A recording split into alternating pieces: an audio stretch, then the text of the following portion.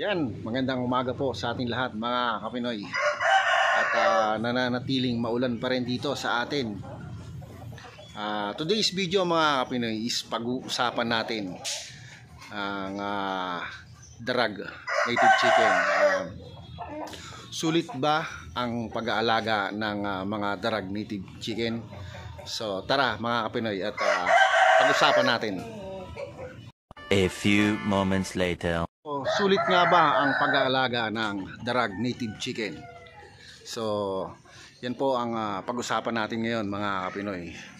So, based on my experience mga Kapinoy, i-share ko sa inyo kung ano yung aking experience dito sa pag-aalaga ng ating native chicken dito sa ating backyard farm mga Kapinoy. So, number one is sa egg mga Kapinoy. Fertile egg, sisiw, month-old, RTL, and breeder age.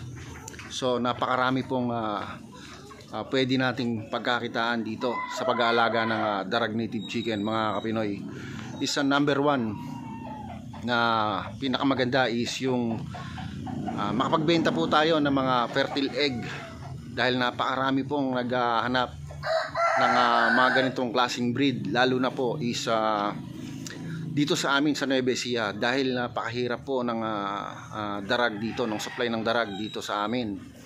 So dito po sa akin is marami pong nagtatanong at maraming nag-acquire na gustong bumili ng ating mga darag native chicken at itlog pa lang, fertile egg is gusto na nilang bumili o sisiw. Yung sisiw natin mga Pinoy is ang benta ko po ng ating sisiw na 1 week old is 150 pesos. So pag month old is 300. So yan po, ganyan po ang bentahan namin ng sisiw dito mga Pinoy. Dito po sa area namin mga Pinoy is napakarami pong naghahanap ng darag dahil sa taglay po nitong lasa, yung texture po ng karne ng ating native darag chicken sa nagmula sa Iloilo. So yun po ang maipagmamalaki namin or maipagmamalaki natin na meron tayong ganitong klaseng native chicken na darag. So hindi ko po ipagpapalit mga Kapinoy yung ating darag native chicken sa lasa po, lalong-lalo na po sa lasa sa mga heritage chicken. Na nakatikim na rin po ako ng mga heritage chicken, pero masasabi ko po na hindi po nila kayang tapatan yung lasa, yung texture ng meron yung ating darag native chicken. Napakabilis lang pong magbenta mga Kapinoy. Mag-post lang po tayo sa social media, fertile egg, sisiw, day old, month old, at mga breeder or ready to lay or RTL mga Kapinoy is napakabilis po dahil in demand po ang ating darag native chicken ngayon. Ako nga po is naubusan po ako ng mga sisiw at marami pa pong nagpapareserve mga Kapinoy, pero wala pa tayong maibigay dahil ngayon pa lang ulit nag-start mag-itlog yung ating mga darag. So magkakakon muna po tayo, prepare muna po tayo. So konti-konti pa lang po yung ating nakukuhang mga or napapapisang mga sisiw. So step by step mga Kapinoy, makapag-share din po tayo niyan ng mas maayos o mas marami mga Kapinoy.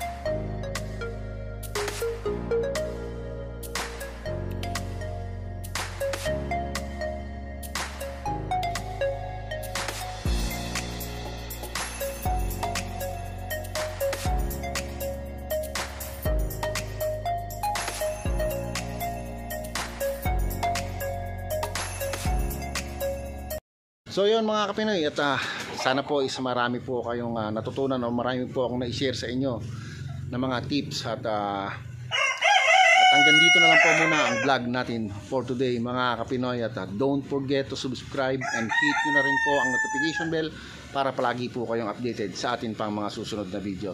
At shout out mga po pala sa mga OFW saan man po kayong panig ng mundo. Maraming salamat po sa suporta na binibigay ninyo dito sa amin o dito sa aking small channel, at maraming salamat po mga Kapinoy. At ako po ay nag-iiwan sa inyo ng mga katagang, pag may pangarap, magsumikap. Paalam!